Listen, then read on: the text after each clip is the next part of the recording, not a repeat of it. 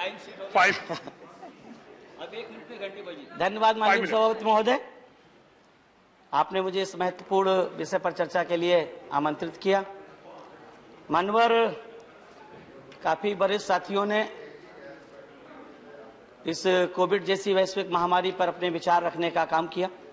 मैं खास तौर से मनोज झा जी से और तमाम उन साथियों से जिन्होंने इस देश में जो लाखों की संख्या में लोग असमय मृत्यु को प्राप्त किए, उनके प्रति जो अपना प्रेम दर्शाने या उनके प्रति जो निष्ठा दर्शाने का काम किया, मैं उनके साथ संबद्ध करते हुए माननीय हमारे देश की और खासतौर से हमारे उत्तर प्रदेश की सरकार ने अपने मैनेजमेंट को इस तरह से टीवी और अखबारों के माध्यम से दर्शाने का काम किया कि जैसे उत्तर प्रदेश में सब ऑल इज वेल है, लेकिन सच्चाई इसके एकदम विपरीत है। सच्चाई इसके एकदम विपरीत है। मैं स्वयं इस बात का गवाह हूं। मेरी पार्टी के राज्यसभा के सांसद माननीय राम जी, उनके भाई इस कोविड महामारी में इस वजह से एक्सपायर हो गए कि ना उनको दवाइयां मिली, ना उनको प्रॉपर अस्पताल मिला। मेरे अपने खुद भाई के ब्रदर इन लॉ, मैं पूरी रात कानपुर सीएमओ से लेकर के कानपुर कलेक्टर तक को फोन करता रहा, किसी ने फोन उठाने की जरूरत नहीं समझी और कोई जवाब नहीं। अंततः 1 बजे रात में उनकी मृत्यु हो गई। ये है उत्तर प्रदेश सरकार की असलियत।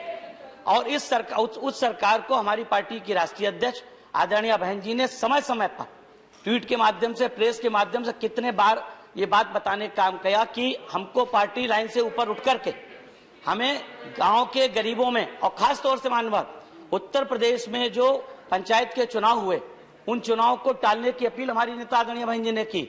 और नहीं, उसके बाद भी 6 चरणों में चुनाव कराया गया, जिसमें मतलब सैकड़ों की संख्या में कर्मचारी मर गए उसमें, और उन कर्मचारी ड्यूटी में कोविड, और उनकी गिनती नहीं हुई। उनके परिवारों को ना तो मुआवजा दिया गया और ना ही उनके परिवार के किसी बच्चे को नौकरी देने का काम किया इस सरकार ने। अपना समय आए तो वो सुप्रीम कोर्ट ने अलाउ कर दिया। क्या कर दिया है? आप काउंट तो करिए उनको। जब आप बोल लीजिएगा, आप भी बता दीजिएगा। अभी मैं बोल रहा हूँ, उसी पे बोल रहा हूँ। अशोक जी, आप चेयर को एड्रेस करिए। उधर आप बैठे प्लीज, सीधा आप बैठे प्लीज, आप बैठे प्लीज। प्रचार प्रसार की लिमिट आपका समय निकल रहा है। नहीं, अभी कैसे 5 मिनट है सर, 5 मिनट है सर, 2 मिनट हुआ है। बोलिए प्लीज, चेक कर दीजिए। मानवर जहाँ तक प्रचार प्रसार की बात है, प्रचार प्रसार की बात, मानवर आप प्रचार प्रसार की बात है तो पेट्रोल पंप पे जया जी प्लीज प्लीज।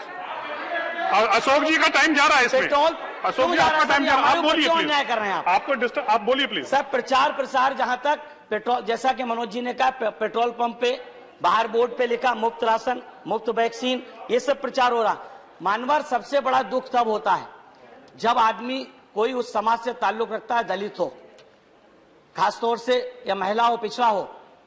अभी कल की तारीख में हमारे देश के यशस्वी प्रधानमंत्री जी ने जब ये कहा कि दलित मंत्रियों को सुनने के लिए कोई उनके नाम सुनने को तैयार नहीं, महिला मंत्रियों के नाम सुनने को तैयार। सर, इसी प्रचार प्रसार क्या हो रहा?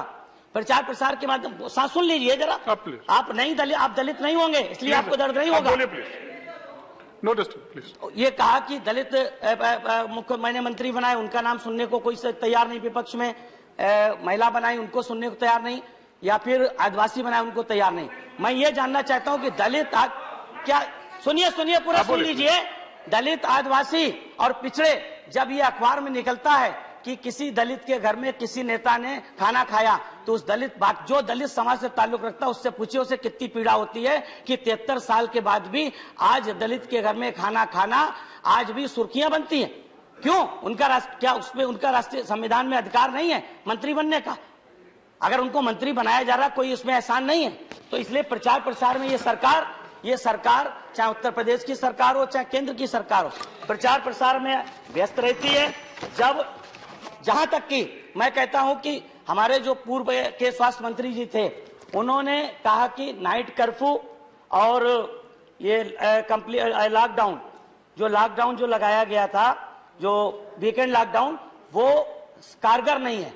हमारे माननीय प्रधानमंत्री जी कहते हैं कि लॉकडाउन से लोगों को प्रेरणा मिलेगी, और हमारे स्वास्थ्य मंत्री जी कहते हैं, ये 27 मार्च टाइम्स ऑफ इंडिया की हेड न्यूज थी।